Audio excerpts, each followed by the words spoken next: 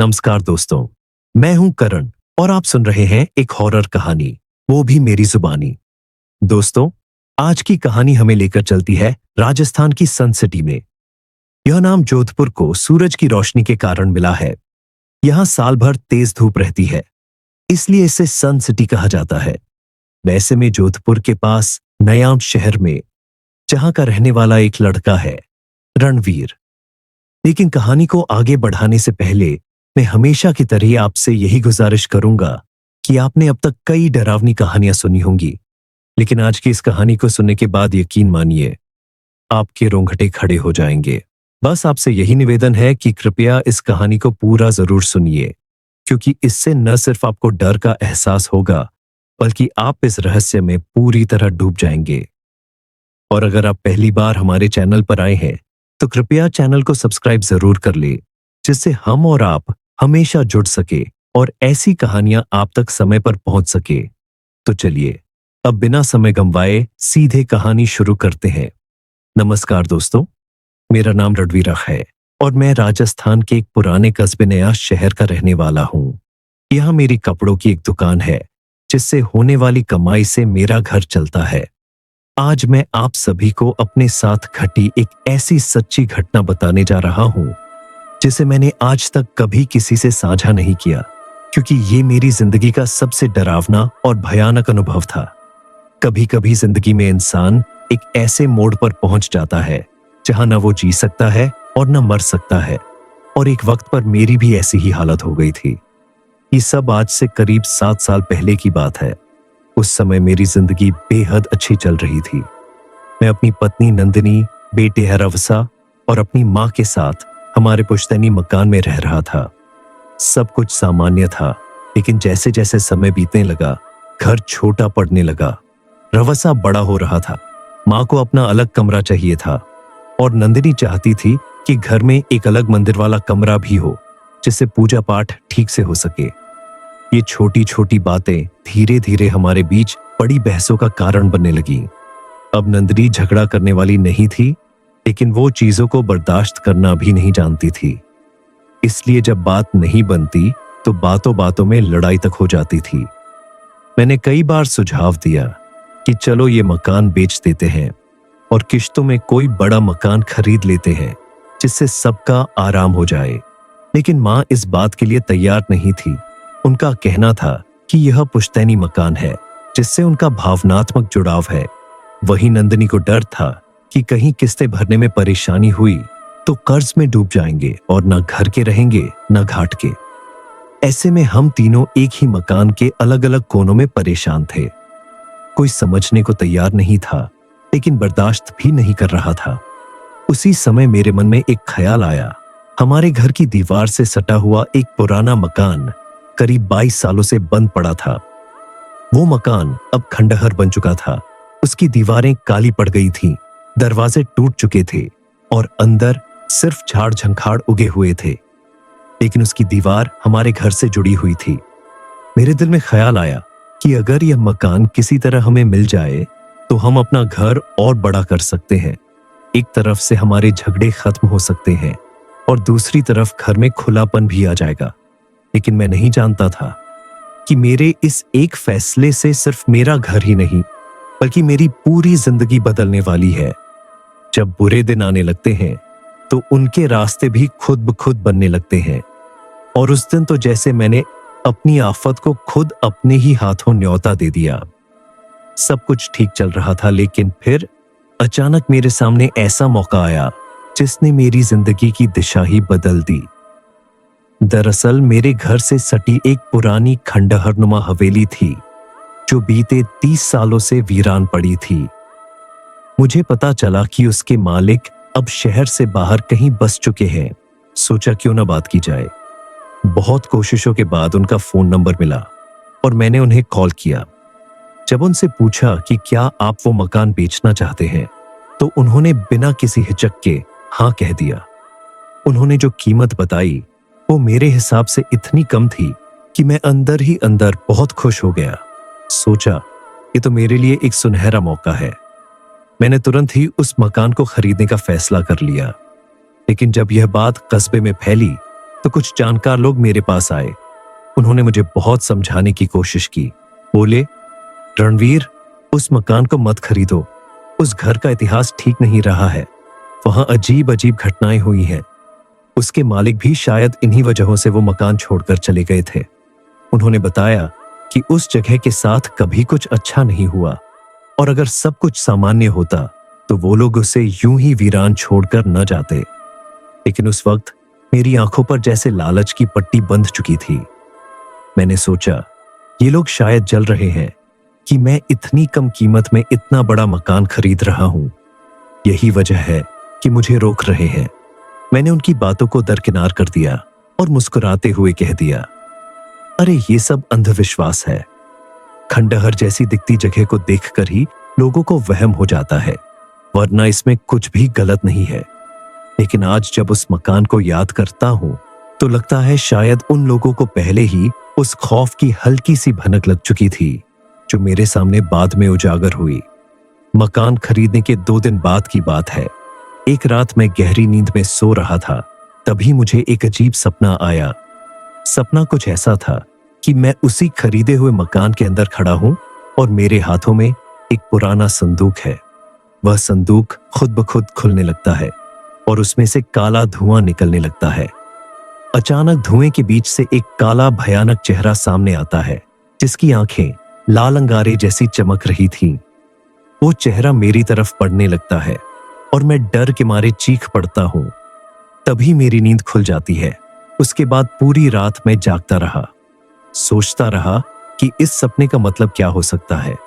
मन में डर तो था ही, इसलिए सुबह होते ही मैंने गूगल पर इस सपने का मतलब खोजा, लेकिन वहां कोई ठोस जवाब नहीं मिला। वहां सिर्फ ये बताया गया कि हो सकता है ये आपके दिमाग की उपज हो या फिर कोई दबा हुआ डर जो चेतावनी के रूप में बाहर आ रहा हो। मुझे लगने लगा कि शायद वाकई इस सपने के पीछे कोई राज छिपा है, कोई ऐसा रहस्य जो मुझे सतर्क करना चाहता है। फिर मैंने तय किया कि अब दुकान से वक्त निकालकर सुबह शाम खुद ही उस मकान की सफाई करूंगा। मकान की हालत तो खस्ता थी, लेकिन मेरा इरादा था कि उसकी दीवारों से ईंटें निकालकर एक जगह इकट्ठी कर लूं, ताकि बाद में जब नया निर्माण शुरू हो तो कुछ लागत कम हो जाए।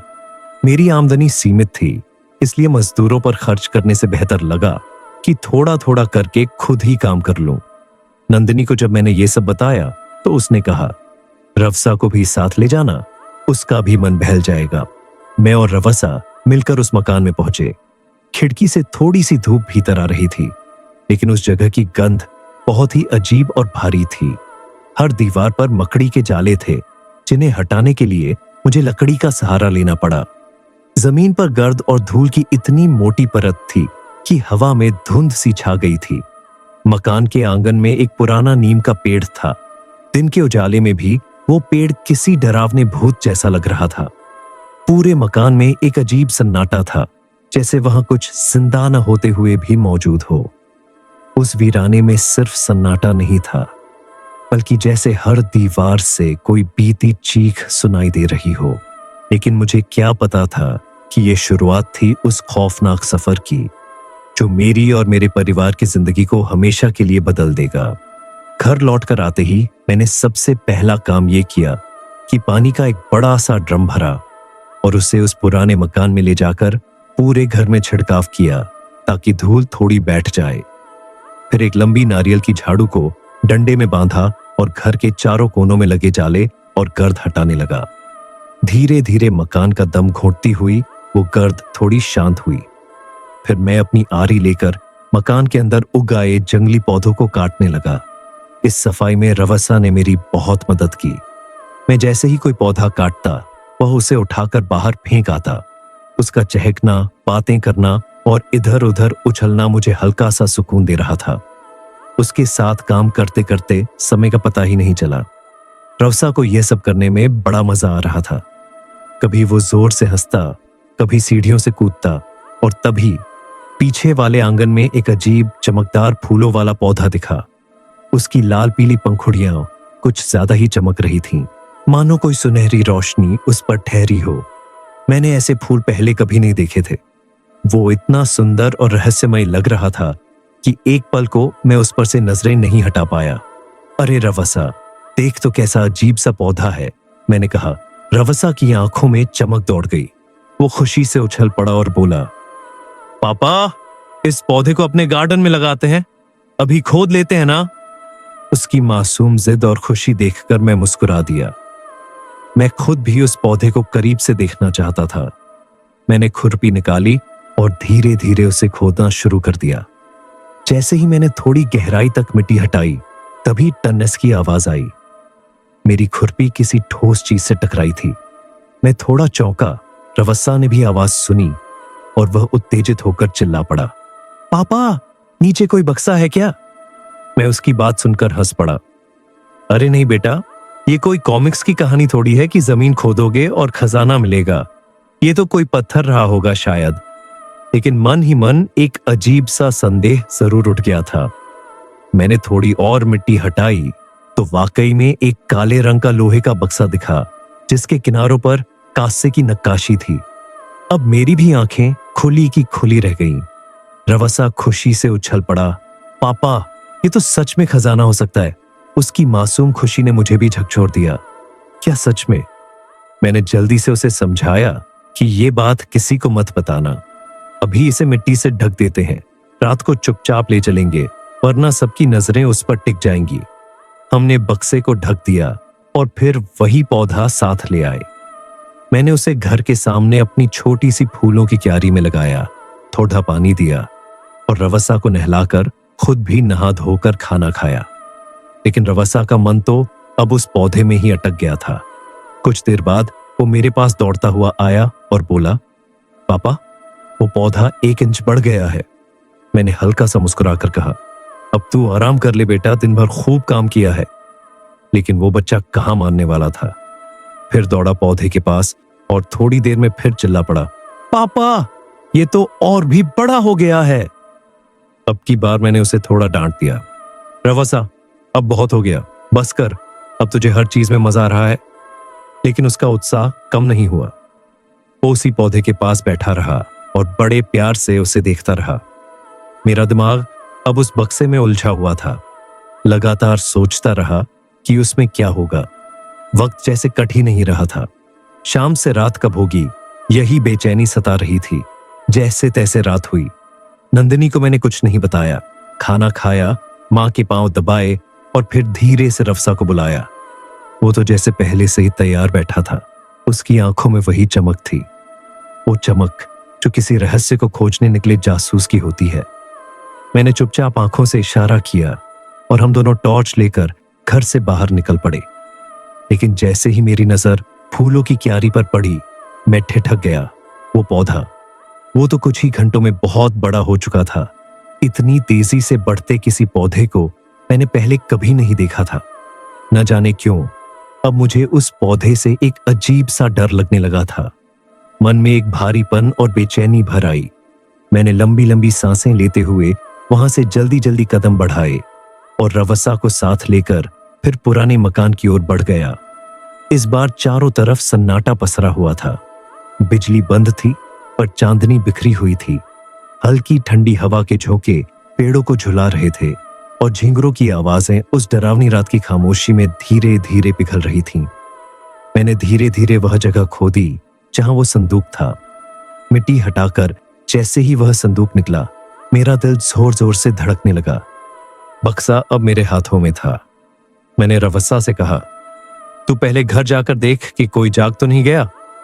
वो दौड़ता हुआ गया और कुछ देर में लौटकर धीरे से बोला, पापा, सब ओके है, सब गहरी नींद में है। हम दबे पांव घर लौटे। मैं बक्सा लेकर स्टोर रूम में घुसा और दरवाजा अंदर से बंद कर दिया। रवसा की आंखों में उत्साह और बेचैनी दोनों थी। वो तुरंत बोला, पापा, खोलते हैं ना अभी? और सच कहूं, मैं खुद भी अब तक के सबसे रहस्यमयी पल का सामना करने को तैयार था। मैंने कहा, हाँ, चल देख लेते हैं। पर तब मुझे क्या पता था कि मैं एक ऐसी मुसीबत का दरवाजा खोलने जा रहा हूं जो शायद मेरे पूरे परिवार को लील सकती है। मैंने जैसे ही बक्से का ढक्कन खोला, ठंडी हवा का एक झोंका सा महसूस हुआ। बक्से के अंदर एक तांत्रिक पुस्तक थी, कुछ राख, ताबीज, हड्डियां और एक सुनहरी डिब्बी। वो डिब्बी बेहद पुरानी लग रही थी। उसकी सतह पर किसी अनजानी भाषा में कुछ लिखा था जो हम समझ नहीं पाए। रवस्सा की आंखों में उत्सुकता धीरे धीरे डर में बदलने लगी और मैं खुद भीतर से कांप गया। पापा, ये तो म्यूजियम जैसी चीजें हैं, वो धीरे से बोला। हाँ, मैंने फुसफुसाते हुए कहा। लगता है कोई बहुत पुरानी रहस्यमयी चीजें हैं, लेकिन बहुत खतरनाक भी हो सकती हैं। मन किया कि सब चीजें लेकर कहीं दूर जाकर मिट्टी में दबा दूं, पर तभी रवस्सा ने कहा, पापा क्या पता ये डिब्बी ही असली खजाना हो। इतनी छोटी सी डिब्बी में कीमती हीरा हो सकता है ना। उसकी मासूम उम्मीद ने मेरे भीतर की जिज्ञासा को फिर से जगा दिया। मैंने डिब्बी हाथ में ली। वह भारी थी, पर उसका स्पर्श अजीब ठंडा था, जैसे बर्फ का कोई टुकड़ा हो।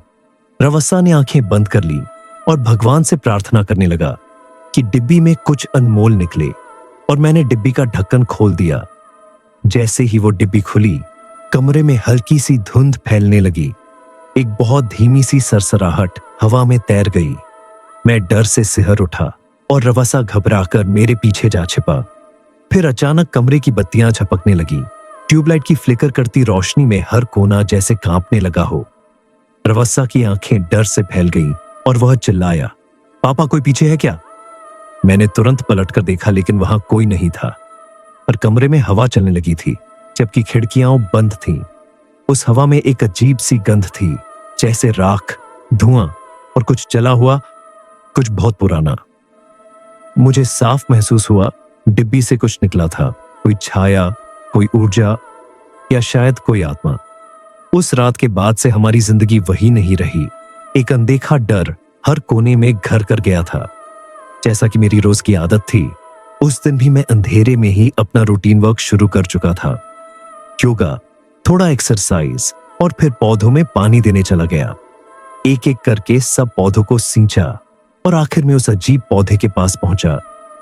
लेकिन जैसे ही मेरी नजर उस पर पड़ी, मेरी चीख निकल गई। मैं सन्न रह गया। वो पौधा अब पहले से दोगुना बड़ा हो चुका था, एक आदमी के बराबर लंबा। उसके लाल लाल फूल किसी शैतानी आत्मा की आंखों जैसे चमक रहे थे। हवा में जब वो झूम रहा था, तो ऐसा लग रहा था कि कोई राक्षस किसी मंत्र में मदहोश होकर नाच रहा हो। मैं डर से कांप उठा और वहां रुकना मुझे खतरे से खाली नहीं लगा। जैसे ही मुड़कर जाने ही वाला था कि एक अजीब सी सरसराहट और खरखराहट की आवाज ने मुझे फिर से पीछे देखने को मजबूर कर दिया। और जो मैंने देखा, उसने मुझे भीतर तक दहला दिया। वो एक बिल्ली थी जो दबे पांव आ रही थी और अब उस पौधे में जकड़ी हुई थी। पौधे की लंबी डालियां उसके गले में लिपट चुकी थीं और धीरे धीरे कसती जा रही थीं। बिल्ली के पंजे फड़फड़ा रहे थे, उसकी आंखें फटी हुई थी और कुछ ही पलों में वो तड़पते हुए दम तोड़ बैठी। उसके बाद पौधे की डालियों ने बिल्ली को उठाया और फूलों के बीच में खींच लिया, जैसे किसी पिशाच ने उसका शिकार दबोच लिया हो। फिर एक डरावनी कचकच की आवाज आने लगी, जैसे कोई उसे चबा रहा हो। उसी समय उन लाल फूलों की चमक और भी डरावनी हो गई। पौधा झूमते हुए ऐसे खड़ा था जैसे किसी शैतानी शक्ति ने तृप्ति से सांस ली हो। मैं थरथराता हुआ वहीं खड़ा था। मेरे लिए यह यकीन करना मुश्किल था कि मैंने जो देखा वो कोई सपना नहीं था, लेकिन मेरी आंखें झूठ नहीं बोल रही थीं। मेरे रोंगटे खड़े हो गए थे और दिल की धड़कन बेकाबू थी। अब तो यह तय हो चुका था। मैंने नासमझी में अपने घर के आंगन में कोई शैतानी ताकत को पाल लिया था। मैं उससे जितना दूर रह सकता था रहता, लेकिन मन में बेचैनी बनी रहती थी। मैंने उसकी कई बार निगरानी भी की और देखा कि उसके पास कोई भी जीव जंतु जाता तो वह पौधा झपट कर उसे निगल जाता। ये कोई आम पौधा नहीं था। मैंने सोचा कहीं ये मांसाहारी पौधा तो नहीं। गूगल पर बहुत खोजा, लेकिन उसकी जैसी कोई भी जानकारी नहीं मिली। और फिर मैंने अपने घर वालों से साफ कहा, उस पौधे से दूर रहो, खासकर रवस्सा को। लेकिन जब मैंने रवस्सा से यह कहा तो वो नाराज हो गया। क्यों पापा? मुझे तो वो पौधा बहुत अच्छा लगता है, उसमें ऐसा क्या है? उसकी मासूम आंखों में नाराजगी थी, पर मैं उसे असलियत नहीं बता सकता था। मैं जानता था कि अगर मैंने सच बता दिया तो उसके नन्हे से दिल में डर घर कर जाएगा, और डर एक बार अगर बच्चे के दिमाग में बैठ जाए तो उसका मानसिक विकास वहीं थम जाता है। इसलिए मैंने उसे झूठ कहा। बेटा, वो पौधा एक विषैली प्रजाति का है, उसके पास जाने से गैस निकलती है जिससे तुम बेहोश हो सकते हो। मुझे राहत तब मिली जब उसने मेरी बात मान ली और कहा, हाँ पापा, मुझे भी अब वो कुछ अजीब सा लगने लगा है, मैं उसके पास नहीं जाऊंगा। अब मेरे पास एक ही रास्ता था, किसी तांत्रिक से इस मुसीबत से छुटकारा पाना। मैं कई जगहों पर गया, बहुत पूछताछ की। तभी एक दिन एक ओंझा मिला जिसने कहा कि वह घर आकर देखेगा। वो मेरे घर आया, चारों ओर देखा, फिर उसके चेहरे की गंभीरता बढ़ती चली गई। बोला, यह बहुत कठिन मामला है, यहां किसी तांत्रिक की आत्मा का वास है, मैं इससे नहीं निपट सकता, किसी बड़े सिद्ध तांत्रिक को बुलाओ। उसने बस एक काम किया, मंत्र पढ़कर पौधे के चारों ओर एक रेखा खींची और बोला, अब इसके अंदर कोई नहीं जाएगा तो ये कुछ नहीं कर पाएगा, लेकिन इससे ज्यादा मैं कुछ नहीं कर सकता। और वो चला गया। अब मैं अपने उस खरीदे हुए पुराने घर को बनवाने में लग गया। घर बनाने का काम ठेके पर दे दिया। 2 कमरे नीचे तैयार हो गए थे, एक बरामदा और आंगन भी बनवाया, लेकिन बाकी हिस्से को अभी खाली छोड़ दिया था। उस पुराने नियम को भी अभी तक नहीं कटवाया था। मैंने ऊपर एक कमरा बनवा लिया था, लेकिन मैंने अपने पुराने घर से उस नए मकान को जोड़ने के लिए कोई दीवार नहीं तोड़ी थी, बल्कि दोनों मकानों के बीच में एक दरवाजा बनवा दिया था, ताकि जब इच्छा हो तब उस तरफ जा सकूं और जब मन ना हो तो दरवाजा बंद कर दूं। एकदम अलग। हमारे कस्बे की एक खासियत यह है कि यहाँ बहुत सी फैक्ट्रियां हैं और हर काम के लिए बाहर से लोग आते हैं, इसलिए ज्यादातर मकान किराए पर उठ ही जाते हैं। मैंने भी पुराने घर का फालतू सामान नए मकान में शिफ्ट कर दिया था। हर रात दुकान से लौटकर खाना खाता, थोड़ी देर आराम करता और फिर उसी मकान की तरफ निकल जाता। वो चमकता हुआ भूतिया पौधा जिसे मैंने साधु से मंत्रोच्चार करवाकर सुखवा दिया था, अब मिट चुका था, लेकिन उसकी जगह अब नीम का वो आंगन एक अजीब सी खामोशी और डर का अड्डा बन गया था। मेरे कमरे की खिड़की से वो नीम का पेड़ बिल्कुल साफ दिखाई देता था और मैंने देखा कि रवसा कई दिनों से खामोशी से उस पेड़ की ओर टकटकी लगाकर देखता रहता है। एक रात जब मैंने उससे पूछा, क्या हुआ बेटा, तो उसकी सहमी हुई आवाज ने मेरी रूह तक को कंपा दिया। उसने धीरे से कहा, पापा, नीम के पेड़ पर कोई है, वो मुझे देखता है, मुझे बुलाता है। मेरे पैरों तले जमीन खिसक गई। मैंने हौले से पूछा, क्या मतलब? तो उसने जो कहा वो और भी ज्यादा डरावना था। रवस्सा ने कांपती आवाज में बताया, पापा, वो आदमी उल्टा लटका रहता है पेड़ पर, सिर नीचे पैर ऊपर, और वो मुझे घूरता है।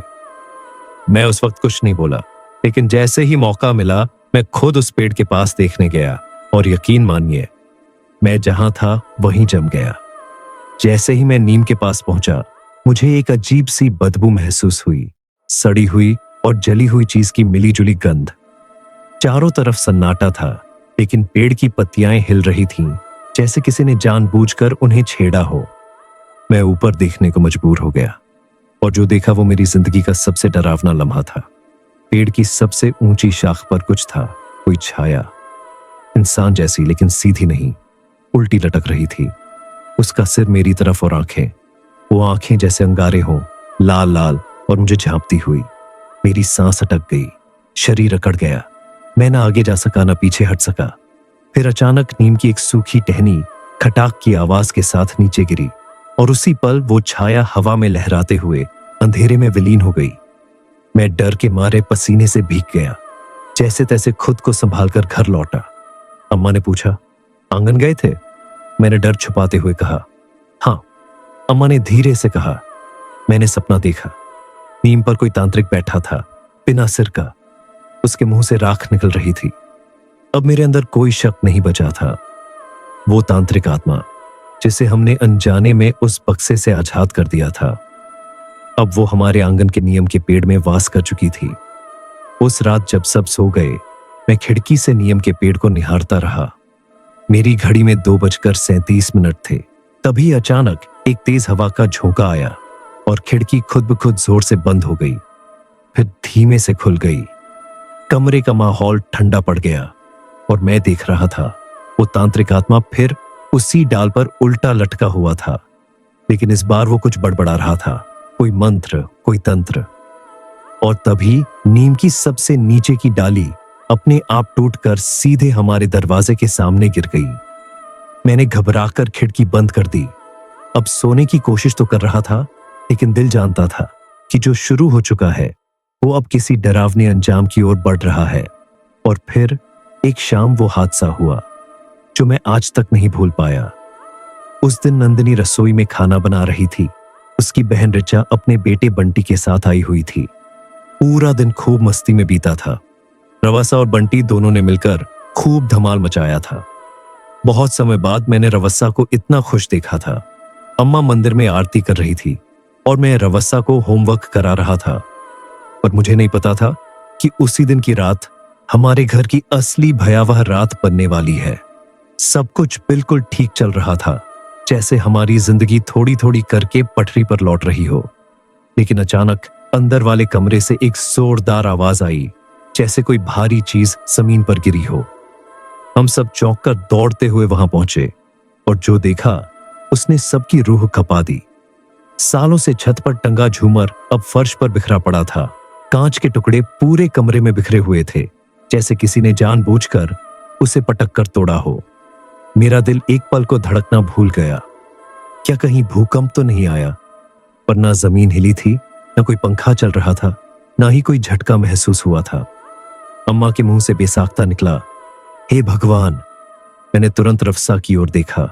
उसका चेहरा एकदम सफेद पड़ चुका था, आंखें डरी हुई और होंठ सूखे। मैंने धीरे से पूछा, क्या हुआ बेटा? उसकी कांपती आवाज आई, पापा, वो झूमर पर बैठा था, उसे रोशनी पसंद नहीं है।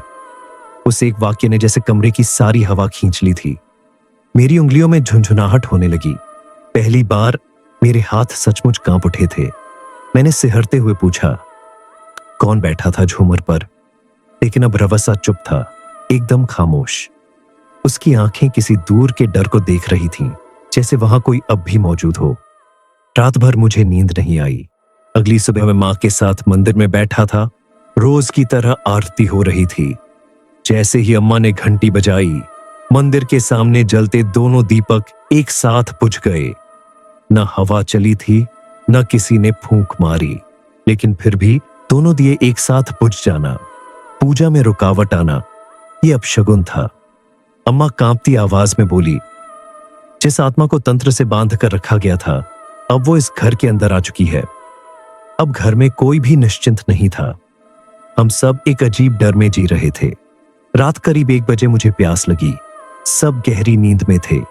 मैं धीरे धीरे रसोई की ओर बढ़ा। आंगन के पास से गुजरते हुए मेरी नजर एक कोने में पड़ी और मेरा दिल जोर से धड़क उठा। वहां एक काला लंबा सा साया एकदम खामोशी से खड़ा था, सीधा, बिल्कुल बिना हिले डुले, जैसे किसी मूर्ति की तरह जम गया हो। मेरे पैर थम गए। मैंने कांपती आवाज में पूछा कि कौन है, लेकिन कोई जवाब नहीं मिला। मैंने डरते हुए मोबाइल की टॉर्च जलाई और देखा, वहां कोई नहीं था, लेकिन जमीन पर मिट्टी में भारी पैरों के 2 गहरे निशान बने हुए थे और वो निशान सीधा नीम के पेड़ की तरफ जा रहे थे। कुछ दिन बाद एक और खौफनाक घटना घटी। नंदिनी ने चूल्हे पर गर्मा-गर्म दाल बनाई थी और रोटी बना रही थी। मैं टीवी देख रहा था। उसने कहा, थोड़ी देर में खाना लगाऊंगी, तुम हाथ धो लो। जब मैं वापस लौटा तो थाली खाली थी। मैं चौंक गया, पूछा, अरे खाना कहाँ गया? नंदिनी खुद हैरान थी। बोली, अभी तो यहीं रखा था।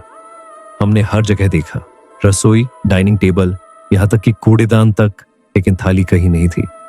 और जो रह गई थी वो थी बस एक गहरी उंगली जैसी खरोंच थाली पर, जैसे किसी ने गुस्से में उसे खींचकर हटा दिया हो। और एक दिन तो हद ही हो गई। दोपहर को मैं अकेला आंगन में खड़ा था। रवसा स्कूल गया था।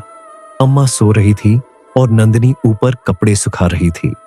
मैं अपने ख्यालों में डूबा हुआ था जब अचानक किसी ने मुझे पीछे से जोर का धक्का दे दिया। मैं लड़खड़ा कर गिरते गिरते बचा।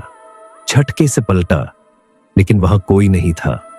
जब घर में जाकर आईने में देखा तो मेरी कमीज की पीठ पर 4 गहरे राख जैसे काले पंजों के निशान थे, जैसे किसी ने गुस्से में मुझे जोर से पकड़ा हो। अब तो दरवाजे अपने आप बंद होने लगे थे। खिड़कियां खुलती और फिर अपने आप बंद होते ही एक भयानक सीटी की आवाज गूंजती, जैसे कोई आत्मा हमें डराने के लिए खेल खेल रही हो। रात के वक्त नीम के पेड़ की छाया जब हमारे घर की दीवार पर गिरती तो कभी कभी उसमें एक चेहरा उभरता, एक लंबी दाढ़ी वाला, गुस्सैल आंखों वाला चेहरा जो मुझे घूरता। अम्मा बार बार कहती, घर में कोई किराएदार रख लो, थोड़ी चहल पहल होगी, किराया मिलेगा और मन भी बढ़ जाएगा। फिर एक दिन एक आदमी आया, उसने खुद को एथरी कालेनाथ श्री बताया। उम्र लगभग 50 के करीब, पहनावा साफ सुथरा, बातचीत में बहुत सीधे साधे लगते थे। उन्होंने कहा, मैं पूजा पाठ और ज्योतिष करता हूं, यहाँ कुछ महीनों का काम है, एक कमरा किराए पर चाहिए। मैंने अम्मा से पूछा तो उन्होंने कहा, किराया भी मिलेगा और वो अपने कमरे में ही रहेगा, रहने दो। तो मैंने हाँ कर दी। त्रिकालीनाथ बहुत शांति से रहते थे।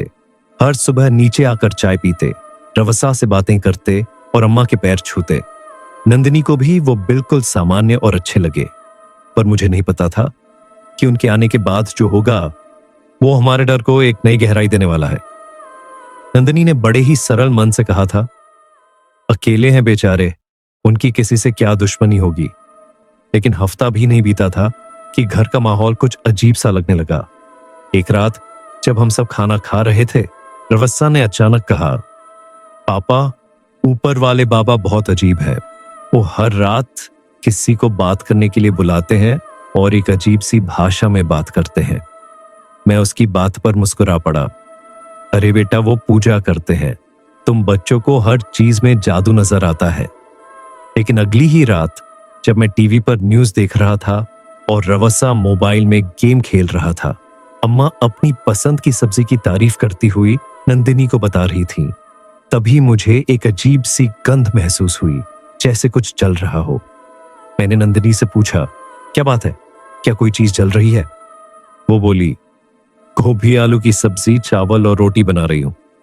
मैंने दोबारा पूछा, लेकिन ये जलने की बदबू कहां से आ रही है? नंदिनी थोड़ी उलझन में बोली, मैं भी यही सोच रही हूं। जब आप घर पर नहीं होते तो भी ये महक आती रहती है। मेरा मन कहता है ये गंध उस नए मकान के ऊपर वाले कमरे से आती है। ये सुनते ही मैं ऊपर गया। कमरा बंद था, त्रिकालीनाथ अंदर थे। मैंने धीरे से झांका तो अंदर अगरबत्ती जल रही थी और सब सामान्य लग रहा था। लेकिन दिल कह रहा था, कुछ तो है जो छुपा हुआ है, कुछ जो हमारी आंखों से बचा है।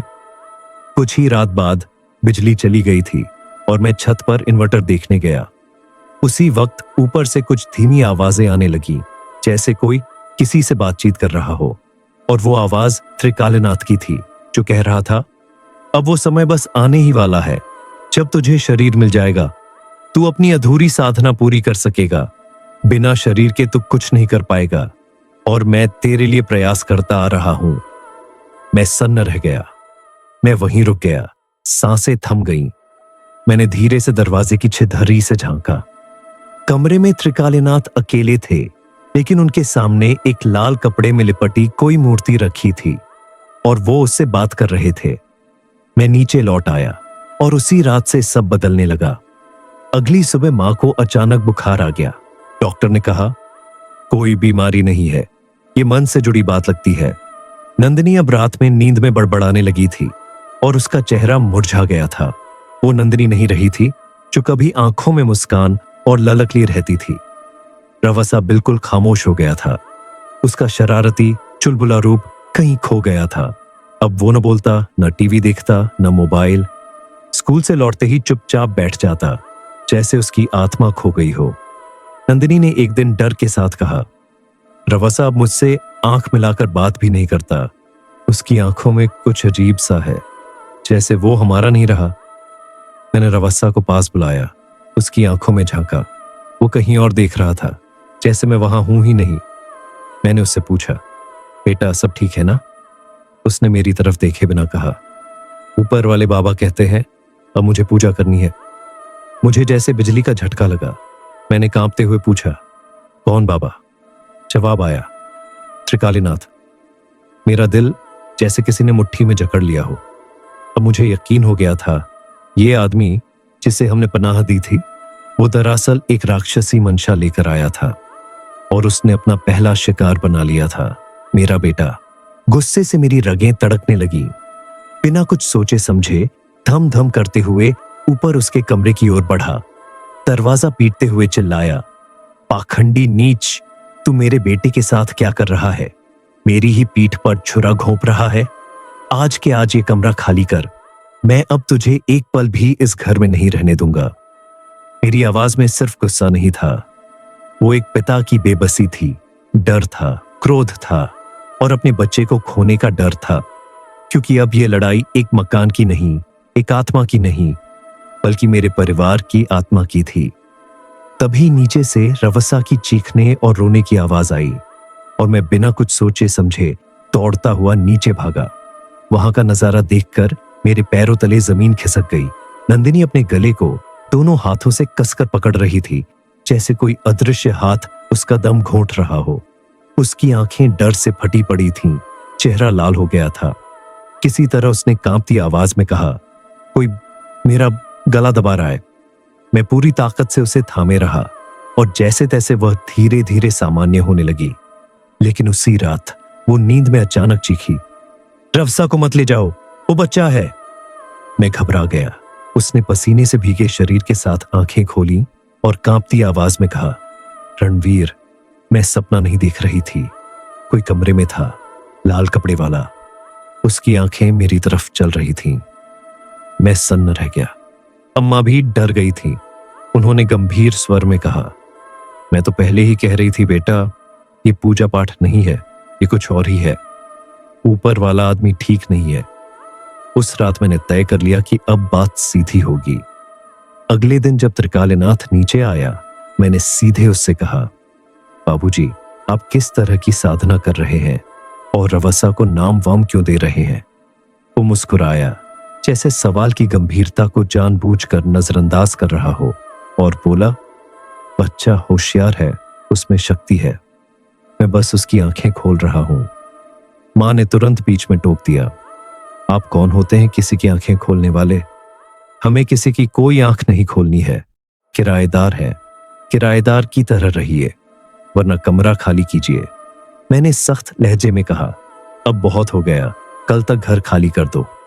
पर मुझे तब नहीं पता था कि उस एक वाक्य के बाद मेरी जिंदगी की सबसे डरावनी हकीकत मेरे सामने आने वाली है। शाम को जब मैं घर आया तो रवसा नजर नहीं आया।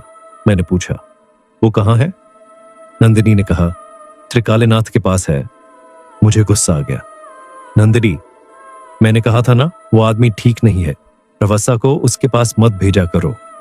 नंदिनी बोली, लेकिन वो हर दिन रवसा को बुलाते हैं, मिठाई देते हैं, खिलौने देते हैं और एक किताब भी दी है, विधि शुद्ध बाल सिद्धि, जिसे रवसा बड़े मन से पढ़ रहा है।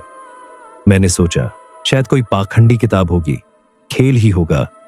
लेकिन उस रात जब मैंने रवसा को आंगन में खड़े देखा, उसकी आंखें बंद थीं, हाथ में अगरबत्ती थी और उसके सामने मिट्टी में बनी एक गोल आकृति थी। मेरी रूह कांप गई। मैं झपटकर उसके पास पहुंचा, उसे खींचकर अंदर लाया और सीधे त्रिकालनाथ के कमरे में घुस गया। वहां देखा, वो हल्दी से तांत्रिक आकृति बना रहा था और सामने सरसों के तेल का दीपक जल रहा था। मैंने चिल्लाकर पूछा, ये क्या कर रहे हो तुम? वो मेरी ओर मुड़ा। उसकी आंखों में लालिमा थी, लेकिन डर नहीं, बेशर्मी थी। मैं फट पड़ा, अब तुम ये घर छोड़ दो, मेरे बेटे को इस तांत्रिक पागलपन में मत घसीटो। वो धीरे से मेरी ओर आया और बोला, अगर मुझे यहां से भगाओगे तो तुम सब मारे जाओगे। मैं स्तब्ध रह गया। क्या बकवास कर रहे हो? मैंने पूछा। उसने मेरी आंखों में आंखें डालकर कहा, तुम क्या समझते हो, मैं कोई आम किराएदार हूं? नहीं, मैं उसी खानदान का वारिस हूं जिसने 80 साल पहले एक तांत्रिक को जिंदा जलवाया था। मेरा परदादा गांव का तांत्रिक था। उसने उस दूसरे तांत्रिक को पकड़कर लोहे की संदूक में कैद किया और जंगल में गाड़ दिया। लेकिन वो आत्मा मरी नहीं थी, वो आज भी जीवित है और अब लौट आई है। उसकी बातों से मेरी सांसें थमने लगी। उस आत्मा ने मुझसे कहा है कि या तो मैं उसे किसी नए शरीर में प्रवेश कराऊं या फिर वो मेरे पूरे वंश को खत्म कर देगी। और अब तुम्हारा बेटा रवासा उसी के लिए चुना गया है। मैं कांप गया, गला सूखने लगा। तू अगर रवासा को छूने की कोशिश भी करेगा तो जिंदा नहीं बचेगा, मैंने गुस्से से कहा। वो हंस पड़ा।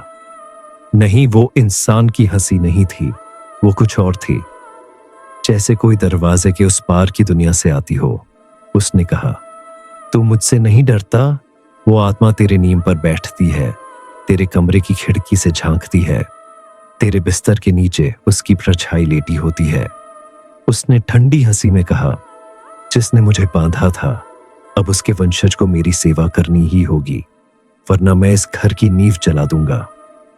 उस रात आंधी जैसी हवा चलने लगी। नीम की पत्तियां ऐसे गिरने लगी जैसे कोई उसे झंझोड़ रहा हो। करीब 2 बजे मेरी नींद खुली। कोई अजीब सी घरघराहट की आवाज आ रही थी, जैसे किसी के गले में दम फंसा हो। मैं डरते हुए बाहर निकला और चीख दबा गया, रवासा! अपने बिस्तर पर नहीं था। मैं पागलों की तरह चिल्लाने लगा, उसका नाम पुकारने लगा, रवासा, रवासा, कहां हो बेटा? जवाब दो।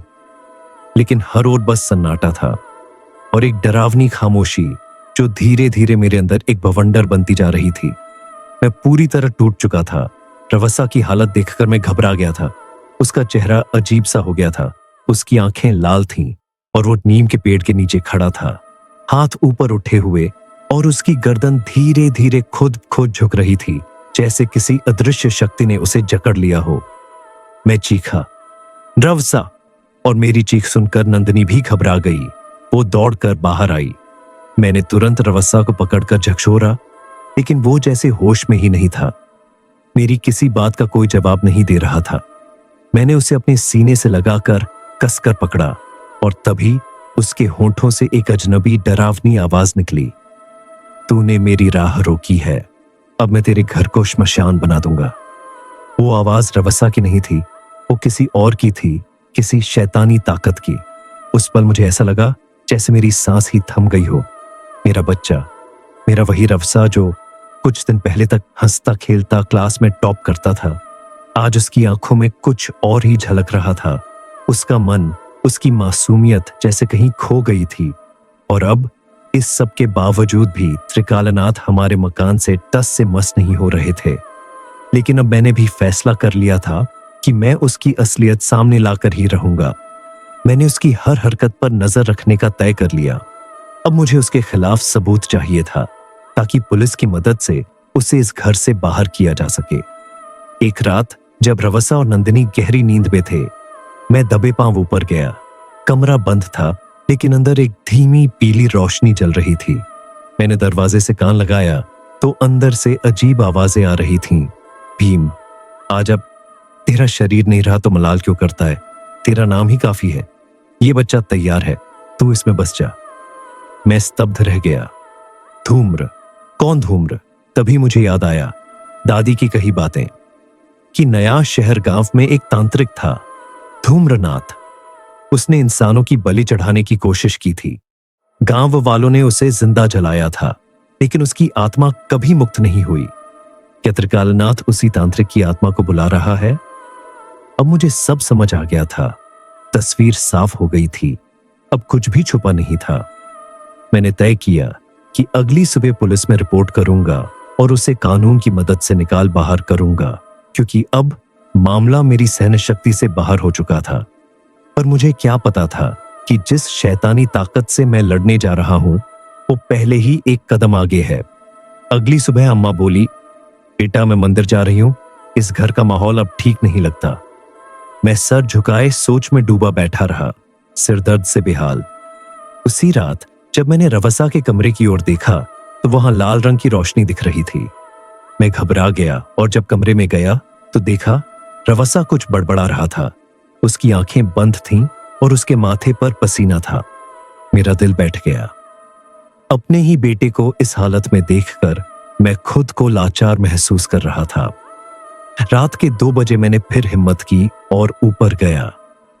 इस बार रवासा वहां मौजूद था, आंखें बंद, हाथ जोड़े बैठा था उसके सामने त्रिकालनाथ धुनी रमाए बैठे थे और उनके सामने काले कपड़े में लिपटी मिट्टी की एक मूरत रखी थी। चारों ओर हल्दी, नींबू और रोली बिखरी पड़ी थी। मेरे सब्र का बांध टूट गया। मैंने चिल्लाकर कहा, यह सब बंद करो। मेरी चीख सुनकर त्रिकालनाथ खड़ा हुआ, मुस्कुराया और बोला, अब रुक नहीं सकता बेटा। ये बच्चा अब बाल सिद्ध बन चुका है। ये वही है जो धूम्रनाथ को फिर से इस दुनिया में लाएगा। उस रात रवस्सा के मुंह से जब धूम्रनाथ की आवाज आई और नंदिनी पूरी रात डर के मारे कांपती रही, तब मैंने तय कर लिया कि अब पुलिस ही आखिरी रास्ता है। मैं कानून को बीच में लाऊंगा। मैं मारपीट नहीं कर सकता था, लेकिन कानून के सहारे इस पिशाच को घर से निकाल फेंकूंगा। अगली सुबह मैं बाइक लेकर निकला। थाना मुश्किल से 5 किलोमीटर दूर था, लेकिन जैसे ही मैं काली मोड़ के पास पहुंचा, मेरी बाइक अचानक बंद हो गई। मैंने बार बार कोशिश की, इंजन स्टार्ट ही नहीं हो रहा था। चारों ओर सन्नाटा था, हवा तक नहीं चल रही थी। मैं घबरा गया और बाइक को धक्का देकर किनारे लगाया। तभी मेरे मोबाइल की स्क्रीन अचानक ब्लैक एंड व्हाइट हो गई और उस पर एक अजीब आकृति चमकी। एक डरावना चेहरा दिखा जो मैंने कभी नहीं देखा था। मैं मोबाइल को घबराकर नीचे गिराने ही वाला था कि तभी मेरी नजर झाड़ियों की तरफ पड़ी। वहां कोई खड़ा था, एक लंबा काला साया, सर झुका हुआ। आंखें नजर नहीं आ रही थीं, लेकिन उसकी सफेद दाढ़ी गर्दन तक लटक रही थी। वो चुपचाप मेरी तरफ बढ़ रहा था, धीरे धीरे, जैसे मौत मेरे सामने चलकर आ रही हो। मेरे पैरों से जैसे सारी जान निकल चुकी थी। दिल इतनी तेजी से धड़क रहा था कि लगता था अभी सीने से बाहर आ जाएगा। मैं कुछ सोच ही नहीं पाया, बस बाइक वहीं छोड़कर उल्टे पांव भाग खड़ा हुआ। अब मुझे साफ साफ समझ आ गया था कि ये लड़ाई अब सिर्फ इंसानों से नहीं, बल्कि उस आत्मा से है जो हर रास्ते, हर दरवाजे पर पहरा लगाए बैठी है। मैं डर के मारे कांप रहा था और उसी वक्त मुझे ये भी समझ आ गया कि पुलिस या किसी कानून की मदद भी बेकार है। अब कुछ भी अनहोनी हो सकती है। रवासा की हालत अब हर दिन बिगड़ती जा रही थी। कभी वह जोर जोर से हंसता, कभी जमीन पर अजीब से गोले बनाता और उनमें नीम की सूखी पत्तियां सजाता। उसकी हरकतें किसी पागल जैसी हो चुकी थीं और एक पिता होते हुए मेरा दिल हर रोज टुकड़े टुकड़े हो रहा था। नंदिनी भी लगातार एक ही बात दोहराती रहती, वो निम पर बैठा है, वो हमें देखता है, वो कहता है घर छोड़ दो। मैं अब टूटने लगा था। दोनों को लेकर मनोचिकित्सक के पास गया। डॉक्टर ने घंटों बात की और फिर शांत स्वर में कहा, यह सिर्फ मानसिक तनाव का मामला नहीं है। ये जगह और माहौल ही इनके दिमाग को बुरी तरह प्रभावित कर रहे हैं। मैं दवाइयां दे देता हूं, लेकिन इनके लिए सुबह टहलना, अच्छी डाइट और 1-2 दिन के लिए किसी पवित्र जगह जाना बहुत जरूरी है, जहां इन्हें सकारात्मक ऊर्जा मिल सके। मंदिर जैसी जगह। डॉक्टर की बात में दम था। मैंने सिर हिलाया और 2 दिन बाद एक योजना बना ली। हम पास के पहाड़ों में स्थित एक प्रसिद्ध हनुमान मंदिर जाएंगे। कहते हैं वहां की हवा शुद्ध होती है और वातावरण में शांति बसती है। मैंने गाड़ी बुक की, घर का खाना पैक किया, दवाइयां साथ रखी और रविवार की सुबह हम तीनों निकले। अम्मा ने कहा, मैं घर पर ही रहूंगी बेटा, कोई तो होना चाहिए पीछे। रास्ता सामान्य था, हवा ठंडी थी। रवस्सा खिड़की से बाहर झांकता रहा और नंदिनी के चेहरे पर भी बहुत दिनों बाद थोड़ी मुस्कान लौट आई थी। मैंने चैन की सांस ली, सोचा शायद अब सब कुछ सामान्य हो जाएगा। गाड़ी में हल्का संगीत चला दिया, लेकिन किस्मत को यह सुकून शायद मंजूर नहीं था। जैसे ही हम हनुमान खड़ी की ओर मुड़े, अचानक एक भारी पेड़ की डाली सड़क पर आ गिरी। ड्राइवर ने जोर से ब्रेक मारा, गाड़ी फिसल गई। पहियों की चीखती आवाज और फिर एक तेज झटका हुआ। हमारी गाड़ी सामने खड़ी ट्रैक्टर ट्रॉली से जा टकराई। सब कुछ धुंधला हो गया। मुझे सिर्फ इतना याद है कि मेरा सिर बुरी तरह टकराया था और खून बह रहा था। नंदिनी बेहोश पड़ी थी और रवस्सा सीट के नीचे दब गया था। राहगीरों ने हमें खींचकर बाहर निकाला और अस्पताल पहुंचाया गया। डॉक्टर ने कहा, आप लोग बच गए, ये बहुत बड़ा चमत्कार है। यह हादसा जानलेवा था। रात को अस्पताल की कुर्सी पर बैठा मैं कुछ भी समझ पाने की हालत में नहीं था। सिर दर्द, शरीर में दर्द, लेकिन सबसे ज्यादा दिल में डर। तभी रवसा ने आंखें खोली। उसने मुझे देखा और धीरे से बुदबुदाया, मैंने मना किया था, वो हमें कहीं नहीं जाने देगा। जब तक वो आज साथ नहीं होगा हमारा खून ऐसे ही बहता रहेगा। अब अगर पीछा छुड़ाने की कोशिश की तो जान से मार डालेगा। उसकी बातों ने मेरे होश उड़ा दिए। ये अब कोई भूत प्रेत की मामूली बात नहीं रही थी। ये किसी अधूरी तांत्रिक साधना का हिस्सा था जो मेरे परिवार को जकड़ चुकी थी, शरीर से नहीं, आत्मा से। नंदिनी की तबीयत दिन ब दिन बिगड़ने लगी। डॉक्टर ने कई टेस्ट किए, दवाइयां लिखी, इलाज शुरू हुआ, लेकिन कोई फायदा नहीं। उसका चेहरा हर वक्त पीला रहता, जैसे किसी ने उसकी रूह खींच ली हो। वो नींद में बड़बड़ाने लगती और कभी कभी चीख उठती। एक रात मैंने देखा कि वो गहरी नींद में बोल रही थी, रवस्सा को मत ले जाना, वो बच्चा है। उसकी ये हालत देखकर मेरा कलेजा फटने लगा। मैंने फिर से डॉक्टर से संपर्क किया, लेकिन जब दवाएं असर नहीं कर रही थीं, तब अम्मा ने मुझे समझाया, बेटा ये बीमारी नहीं है, ये किसी आत्मा का साया है जो इसे अंदर से खा रहा है। मैंने पहले उनकी बातों को पुरानी सोच कहकर टाल दिया था, लेकिन अब नंदिनी की हालत और रवसा की हरकतें देखकर मुझे यकीन होने लगा कि बात कुछ और ही है। अम्मा ने कहा, अब तू चाहे माने या ना माने, लेकिन तेरी बीवी पर किसी तांत्रिक की आत्मा है और इसका इलाज सिर्फ तंत्र से ही होगा। चल मेरे साथ बाबा शिवानंद के पास। बाबा शिवानंद गांव के आखिरी छोर पर एक झोपड़ी में रहते थे। जैसे ही हम वहां पहुंचे, उन्होंने हमें देखकर कुछ भी पूछे बिना बस इतना कहा, तूने उस संदूक को खोल दिया जिसमें 50 साल से बंद आत्मा पड़ी थी। वो आत्मा तांत्रिक धूम्रनाथ की थी। उसने मरने से पहले शपथ ली थी कि जो भी उसे आजाद करेगा वो उसके घर को तंत्र का अड्डा बना देगा। उनकी बात सुनकर मेरे पैरों के नीचे से जमीन खिसक गई। मेरे पूरे शरीर में झुरझुरी दौड़ गई। बाबा शिवानंद कुछ देर तक चुप रहे। उनकी आंखें एकटक उस पुराने रहस्यमयी संदूक की ओर टिकी थीं, जैसे उसकी लकड़ी नहीं, कोई पुरानी आत्मा उन्हें घूर रही हो। मैं बार बार पूछता रहा, बाबा ये धूम्रनाथ कौन था? और तब उन्होंने गहरी, बहुत गहरी सांस ली। फिर मेरी ओर देखे बिना बोले, तू नहीं जानता बेटा, लेकिन तेरे खून में जो डर दौड़ रहा है उसकी जड़ें बहुत गहरी है, बहुत पुरानी। उनका ये वाक्य सुनकर मैं सिहर उठा। मेरे खून में। मैं हैरान था। बाबा की आंखें अब मेरी आंखों में थी। उन्होंने धीरे से कहा, हाँ, क्योंकि धूम्रनाथ कोई आम तांत्रिक नहीं था, उसका रिश्ता तेरे पुरखों से जुड़ा था। मेरे पैरों तले जमीन खिसक गई। बाबा ने कहना शुरू किया, यह कहानी 70 साल पुरानी है, जब इस गांव पर मौत की छाया छाई हुई थी। फसलें बर्बाद थीं, कुएं सूखे हुए थे और बीमारी ने गांव को घेर लिया था। हर घर में कोई न कोई मर रहा था। तेरे परदादा राजा प्रद्युम्न सिंह उस वक्त बड़े जागीरदार थे। उनके पास धन था, लेकिन उनका इकलौता बेटा तेरा दादा एक रहस्यमय बुखार में जल रहा था।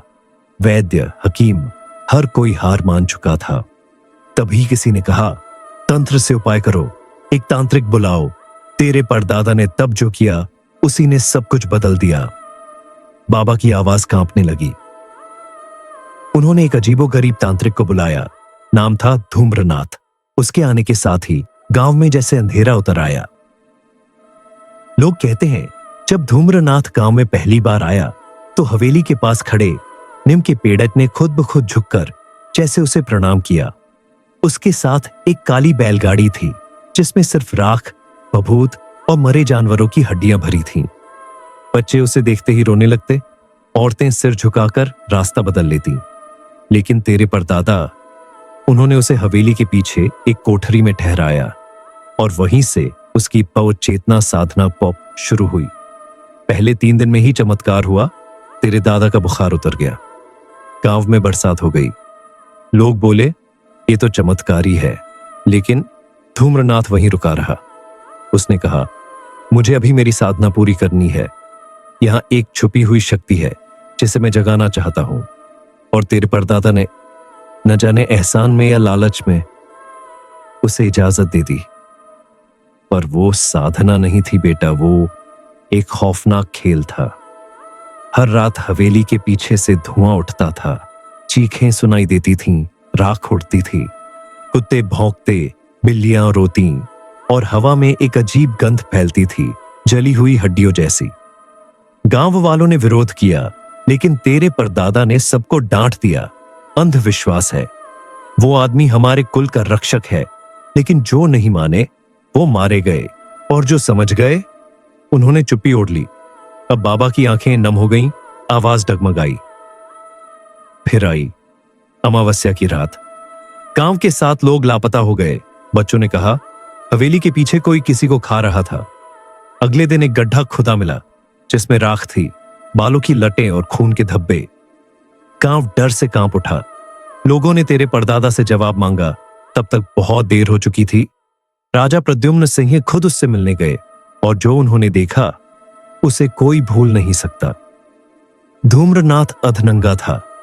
उसकी जटाएं बेतरतीब उलझी थीं, चारों ओर हड्डियों की माला लिपटी थी, आंखें अंगारे जैसी लाल और होंठ काले सूखे सड़े हुए।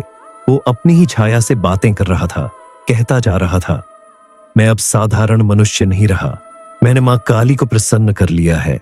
अब मैं अमर हूं, ये हवेली मेरी होगी, मेरा तंत्र यहीं जगेगा। तब गांव के मुखिया, ब्राह्मण और कुछ गुप्त तांत्रिक एकत्र हुए। एक यज्ञ की योजना बनाई गई। नीम के पेड़ के नीचे उसे बुलाया गया, उसी पेड़ के नीचे जहां आज तूने वो आवाजें सुनी हैं। वो आया और हंसते हुए बोला, मुझे कोई नहीं रोक सकता। लेकिन जैसे ही यज्ञ शुरू हुआ, उसका चेहरा बिगड़ने लगा, वो कांपने लगा। तभी गांव वालों ने मिलकर उसे पकड़ लिया और पेड़ के नीचे एक गहरा गड्ढा खोदकर उसे माजिंदा ही दफना दिया। लेकिन सिर्फ इतना नहीं किया, उसकी आत्मा को पास बांधकर एक सुनहरी डिब्बीधौन में बंद किया गया। उसके साथ तांत्रिक वस्तुएं, राख, ताबीज, नरकपाल और एक मंत्रों की किताब, सबको लोहे के एक संदूक में डालकर उसी गड्ढे में गाड़ दिया गया। तेरे परदादा ने उस रात कसम खाई, ये कोठरी अब कभी नहीं खुलेगी। उन्होंने हवेली की हर दीवार में तंत्र चिन्ह खुदवाए ताकि आत्मा बंधी रहे। बाबा अब थम कर बोले, लेकिन बेटा वो बंद नहीं रहा। तेरे दादा ने वो हिस्सा अपने मुनीम को दे दिया। वक्त बीता, हवेली खंडहर हो गई, फिर नए मकान बने और एक दिन मुनीम को वो संदूक मिला। लेकिन उसे इसकी सच्चाई पता थी, इसलिए उसने कभी उसे नहीं छुआ, उसे ज्यों का त्यों गाड़कर छोड़ दिया। पर उस दिन के बाद से उसके घर से खुशहाली चली गई, बरकत खत्म हो गई। कभी बीमारी, कभी नुकसान। आखिरकार वो परिवार वो घर छोड़कर चला गया, और वही घर तूने खरीदा। बाबा शिवानंद ने मेरी आंखों में गहराई से देखा और धीमे लेकिन भारी स्वर में कहा, तूने वो संदूक खोलकर सिर्फ उसे नहीं जगाया बेटे, बल्कि अपने पूरे खानदान की पुरानी गलती को दोहराया है। मेरे रोंगटे खड़े हो गए। अब तक जो कुछ हुआ था वो अचानक मेरे सामने किसी प्यासे भूत की तरह खड़ा हो गया। मैं घर पहुंचा और अम्मा से पूछा, जब मैं ये मकान खरीद रहा था तब तुमने मुझे रोका क्यों नहीं? क्या तुम्हें इस पड़ोस वाले मकान की कहानी पता थी? अम्मा ने हैरानी से मुझे देखा और बोली, नहीं बेटा, मैं तो ब्याह कर इसी मकान में आई थी। उस पुराने हिस्से के बारे में तो किसी ने कभी कुछ बताया ही नहीं। मैं हैरान रह गया। अगर आज बाबा शिवानंद तंत्र साधना से 3 पीढ़ी पुरानी बातें न बताते तो शायद मुझे इस बारे में कभी कुछ पता ही नहीं चलता। अब हालात हाथ से निकल चुके थे। बाबा शिवानंद ने घर आकर तंत्र पूजा शुरू की। उन्होंने हवन किया, नींबू घुमाए, मंत्र बोले, और तभी नंदिनी जोर से चीख उठी। उसकी आवाज अब किसी और की थी। वो मर्दों जैसी भारी खुरदरी आवाज में चीख रही थी। उसकी आंखें लाल थीं, चेहरा अजीब सा विकृत हो गया था। तू क्या मुझे बांध पाएगा? वो बाबा की ओर देखकर चिल्लाई, मैं वो हूं जिसे मौत भी निकल नहीं पाई। ये घर अब मेरा है। अब मैं समझ चुका था, मामला मेरे बस का नहीं है। मेरी बीवी, मेरा बेटा, मेरी अम्मा, सब किसी अनदेखी भयावह शक्ति की चपेट में आ चुके थे। अब डर कर छिपने का वक्त नहीं था। अब वो करना था जिससे मैं हमेशा डरता आया था। मुझे भी तंत्र सीखना पड़ेगा। नंदिनी अब सिर्फ मेरी पत्नी नहीं रह गई थी, वह अब तांत्रिक धूम्रनाथ कि आत्मा का ठिकाना बन चुकी थी और वो आत्मा हमारे घर में ही अपनी साधना पूरी कर रही थी। बाबा शिवानंद की साधना भी उस पर बेअसर हो चुकी थी। अब बारी मेरी थी, उस कदम की जिसे उठाने से मैं कांपता था। मुझे खुद तंत्र के अंधेरे में उतरना था। बचपन से सुनता आया था कि तंत्र अंधकार की राह है, लेकिन जब अपने अपनों की जान दांव पर हो तो इंसान हर हद पार कर जाता है। मैं बाबा शिवानंद के पास फिर से गया, अब की बार गिड़गिड़ाते नहीं, जिद के साथ। बाबा, आप बताइए मुझे क्या करना होगा? आप जो कहेंगे मैं करूंगा, बस मेरी नंदिनी को बचा लीजिए। बाबा कुछ देर चुप रहे, फिर बोले, तंत्र को सिर्फ किताबों से नहीं समझा जा सकता। इसके लिए शरीर, मन और आत्मा तीनों को साधना पड़ता है। अगर तुम तैयार हो तो मैं तुम्हें काली साधना का पहला पाठ दूंगा। उस रात पहली बार मैं अकेले बाबा के साथ श्मशान गया। चारों ओर सन्नाटा था, हवा तक रुक गई थी। एक अधजली चिता की मंद आंच टिमटिमा रही थी और जमीन पर बना था एक काला त्रिकोण। उसके बीच मुझे बैठाया गया। बाबा ने गंभीर स्वर में कहा, तुम्हें उस तांत्रिक की आत्मा से लड़ना है तो तुम्हें भी तंत्र का दरवाजा खटखटाना होगा। उन्होंने मुझे एक विशेष मंत्र दिया और चेताया, 11 रात लगातार इसी जगह इसी समय जपना होगा। अगर एक भी रात बीच में रुके तो वो आत्मा तुम्हें निकल जाएगी। मैं भीतर तक कांप गया था, लेकिन फिर भी सिर हिलाकर हाँ कहा। डर को पीछे छोड़ दिया। अब बचाने की बारी थी। मैंने मंत्र जपना शुरू किया। श्मशान की राख से सना वातावरण, वो अजीब गंध, हर क्षण ऐसा लगता जैसे कोई पास खड़ा है, लेकिन वहां कोई नहीं था। रात के 2 बजे अचानक मेरी आंखों के सामने एक धुंध सी छाने लगी और उस धुंध में उभरा एक चेहरा, धूम्रनाथ। उसकी आंखें अंगारों जैसी चमक रही थीं, चेहरा डरावना और विकृत। तू कौन है जो मुझे मेरे ही रास्ते से हटाना चाहता है? उसने गरजते हुए कहा। मैं कांप गया, आंखों से आंसू बह निकले, लेकिन मैंने मंत्र नहीं रोका। मैं जानता था बस यही मेरा अस्त्र था। जैसे तैसे पहली रात पूरी हुई, लेकिन घर की हालत हर दिन और बिगड़ने लगी। नंदिनी अब कुछ खाती नहीं थी, उसकी आंखों में गहराई नहीं, अंधेरा था। रवस्सा कहता, मां अब मुझे पहचानती भी नहीं। और अम्मा? एक दिन बर्तन धोते हुए चीख पड़ी, हाथ लहूलुहान हो गया था। किसी ने मुझे पीछे से धक्का दिया। उन्होंने कांपती आवाज में कहा, अब घर के हर कोने में एक अजीब सी ठंडक भर चुकी थी। नीम का पेड़ हर समय झूमता रहता, जैसे उस पर कोई लटका हो। एक रात साधना से लौटते हुए मुझे लगा जैसे किसी ने मेरे पैर पकड़ लिए हों। मैंने तुरंत टॉर्च जलाई, वहां कोई नहीं था, लेकिन उसी वक्त नीम के पेड़ की ओर से एक आवाज आई, तेरी साधना अधूरी है, अब तू मेरा शिकार बन चुका है।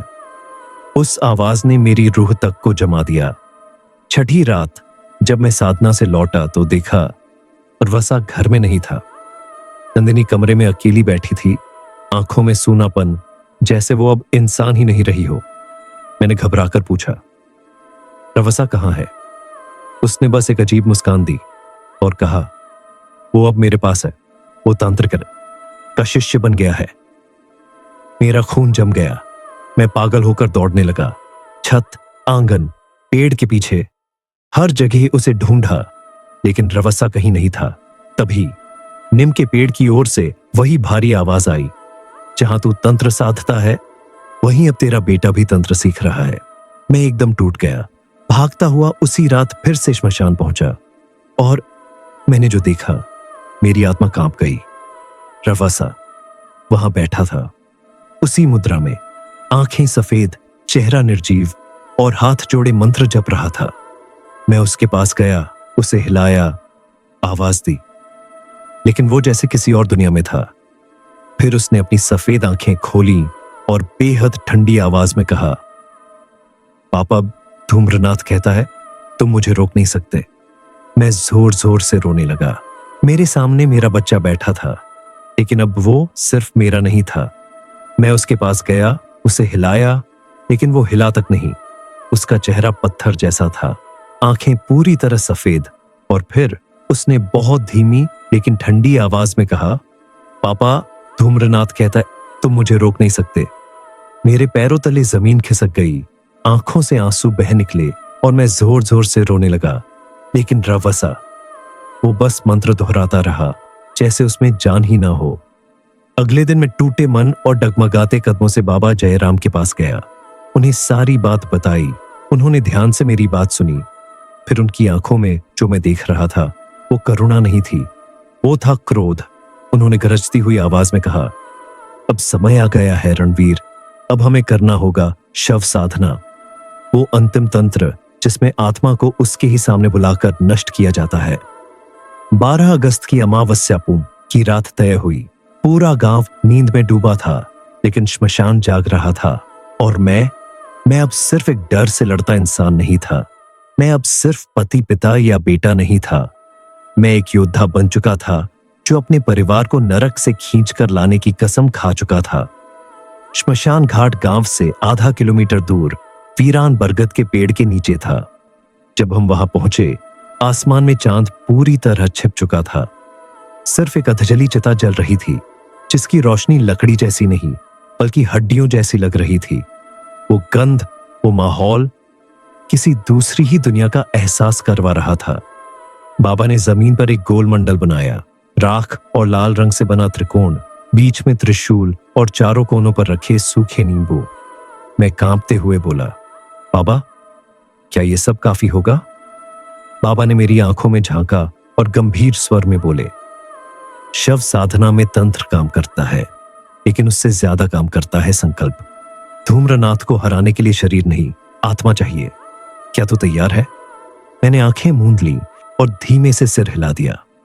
तभी बाबा ने एक पुराना कपड़ा खोला। उसके भीतर लिपटा था एक सूखा जला हुआ शव।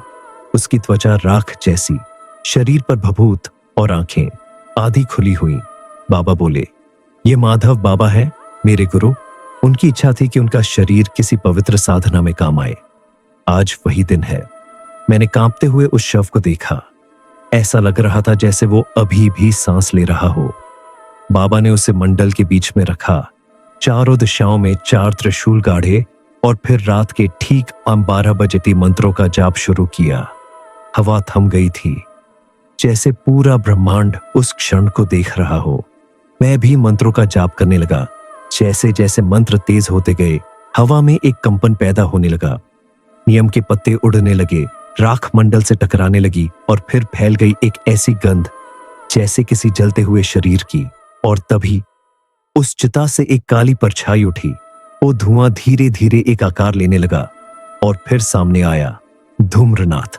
उसकी लंबी जटाएं, अंगारों सी जलती आंखें, मुंह से टपकती काली लार और पीठ पर लटकते नरकंकाल। उसकी उपस्थिति से जमीन तक कांप उठी। श्मशान में उसकी गूंजती आवाज आई, मैं लौट आया हूं।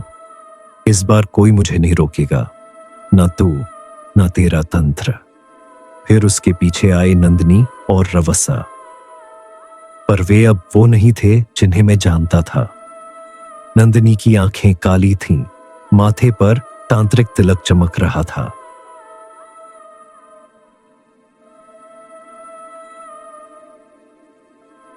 और रवसा, उसकी आंखों से खून बह रहा था। नंदिनी बोली, यह साधना तेरे विनाश की है रणवीर, तेरी मुक्ति की नहीं। धूम्रनाथ ने त्रिशूल की ओर हाथ बढ़ाया, लेकिन जैसे ही उसने मंडल पार करने की कोशिश की, उसका शरीर जलने लगा। वो चिल्लाया, आग, तंत्र की आग, ये कैसे संभव है? बाबा गरजे, क्योंकि ये कोई साधारण मंडल नहीं है, यह है संकल्प की रेखा। लेकिन तभी धूम्रनाथ ने जमीन को हिलाना शुरू कर दिया। मंडल की सीमाएं टूटने लगी, श्मशान की जमीन दरकने लगी। बाबा चिल्लाए, रणवीर, अब पीछे मत हटना, आंखें बंद कर और मंत्र जपते रहो। याद रख, डर ही उसका सबसे बड़ा हथियार है। मैंने आंखें मूंद ली। मेरे भीतर सिर्फ 2 छवियां थीं, नंदिनी की मुस्कान और रवसा की मासूमियत। और फिर धुंध में से फिर से निकला धूम्रनाथ। उसकी गरजती आवाज मेरे कानों में पिघले शीशे की तरह पड़ी। मैं तेरा काल बनकर आया हूं, तू क्या मिटाएगा मुझे? मैं कांप उठा, लेकिन अब मैं वही इंसान नहीं था। अब मैं उस तंत्र का हिस्सा था जो डर के पार जाता है। उसकी गरजती हुई आवाज गूंज उठी, मैं तेरा काल बनकर आया हूं, तू क्या मिटाएगा मुझे। उस पल मेरे भीतर का सारा साहस डगमगा गया। मैं कांप उठा, लेकिन बाबा अडिग खड़े रहे। उन्होंने त्रिशूल उठाकर जमीन में पूरी ताकत से गाड़ दिया और गरजते हुए बोले, धूम्रनाथ, तेरी साधना अधूरी थी और अब तुझे उसी अधूरे तंत्र में बांधकर नष्ट किया जाएगा। बाबा ने वही त्रिशूल चिता में डाल दिया। आग ने जैसे ही लपटें ली, धूम्रनाथ की आत्मा एक भयानक चीख के साथ तड़पने लगी। उसकी आवाज गूंजी, नहीं, ये आग नहीं, ये तंत्र की शुद्धि है, ये मेरा अंत है। नंदिनी और रवसा दोनों एक साथ जमीन पर गिरे। उनके शरीर कांप रहे थे, जैसे किसी भारी बोझ से निकल रहे हों। मैं दौड़कर उनके पास पहुंचा, उन्हें थाम लिया। उनकी देह से जैसे कोई परछाई निकल रही थी। नंदिनी की आंखें धीरे धीरे खुली और पहली बार उनमें डर नहीं, इंसानियत थी। वो धीरे से बोली, राहु। लेकिन उस पल का चैन ज्यादा देर नहीं टिका। तभी रवसा के शरीर से एक काली परछाई उठी। वो परछाई और कोई नहीं, धूम्रनाथ की आत्मा का अंतिम वार थी। बाबा चिल्लाए, रणवीर, उस आत्मा को मंडल से बाहर मत जाने देना। मैंने कांपते हाथों से वो ताबीज निकाला जो बाबा ने मुझे पहले दिया था। उसे अपनी पूरी ताकत के साथ उस परछाई की ओर फेंका। एक आवाज आई, ये तंत्र नहीं, ये विश्वास है, ये मुझे नहीं रोक सकता। लेकिन वो ताबीज सीधा उसकी छाती में जा धंसा और फिर धूम्रनाथ की परछाई जलने लगी। उसकी चीखें आसमान को चीरती चली गईं। पेड़ हिलने लगे, हवा सनसनाने लगी, चारों दिशाएं गूंज उठीं और अचानक एक जोर का झटका हुआ।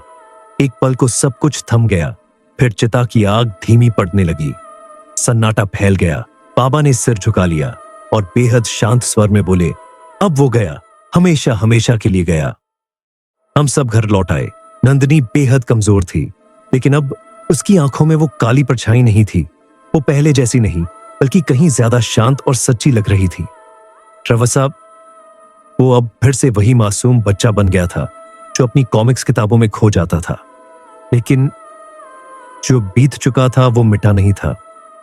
आज भी वो दिन याद आता है तो एक सिहरन सी दौड़ जाती है। नीम के पेड़ को हमने कटवा दिया और उस संदूक को, जिसमें सारी तांत्रिक वस्तुएं थीं, एक दलदली तालाब में फेंक दिया, हमेशा के लिए दफन कर दिया। कुछ दिन बाद बाबा ने कहा, अब मेरा यहाँ का काम खत्म हो गया है रणवीर। अब मैं हिमालय जा रहा हूं, शायद वहां से कभी लौटूं भी नहीं। मैंने उनके पैर छुए और भर्राए स्वर में कहा, बाबा, आपने मेरी जिंदगी बचा ली। बाबा बस मुस्कुराए और बोले, तंत्र रास्ता नहीं, एक जिम्मेदारी है। जिसने इसे सिर्फ शक्ति समझा वह खुद का नाश करता है। अब इस बात को कई साल बीत चुके हैं। नंदिनी अब पूरी तरह ठीक है। रवसा अब कॉलेज में पढ़ता है, अपने सपनों की उड़ान भर रहा है। लेकिन हर साल श्राद्ध के महीने में एक रात ऐसा लगता है जैसे उस जगह जहां नीम का पेड़ था कोई खड़ा हो, कोई जो अब भी देख रहा हो, कोई जो अब भी इंतजार कर रहा हो। पर मैं जानता हूं ये सिर्फ एक एहसास है, एक डरावना भ्रम है। लेकिन जब आप किसी ऐसे अंधेरे से गुजरे हो तो उसकी परछाई हमेशा आपके साथ चलती है। अब मैं समझता हूं कि हर मुश्किल में तंत्र मंत्र का सहारा लेना जरूरी नहीं होता, क्योंकि कभी कभी तांत्रिक के इरादे हमारी कल्पना से भी ज्यादा खतरनाक होते हैं। वे न सिर्फ किसी एक इंसान का बल्कि आने वाली पीढ़ियों तक का विनाश कर सकते हैं। तो दोस्तों, ये थी हमारी आज की कहानी। कहानी आपको कैसी लगी ये आप मुझे कमेंट में जरूर बताना। अगर किसी का नाम छूट गया हो तो वो भी कमेंट में लिख देना, कल की वीडियो में जरूर लिया जाएगा। मैंने पूरी कोशिश की है कि किसी का नाम ना छूटे। और अगर आपने अभी तक चैनल सब्सक्राइब नहीं किया है तो प्लीज कर लीजिए। आपका ये छोटा सा सहयोग मेरे लिए बहुत बड़ा है। धन्यवाद। और याद रखिए, अंधेरा हमेशा डरावना नहीं होता, कभी कभी वो आपके भीतर की रोशनी को जगाने आता है।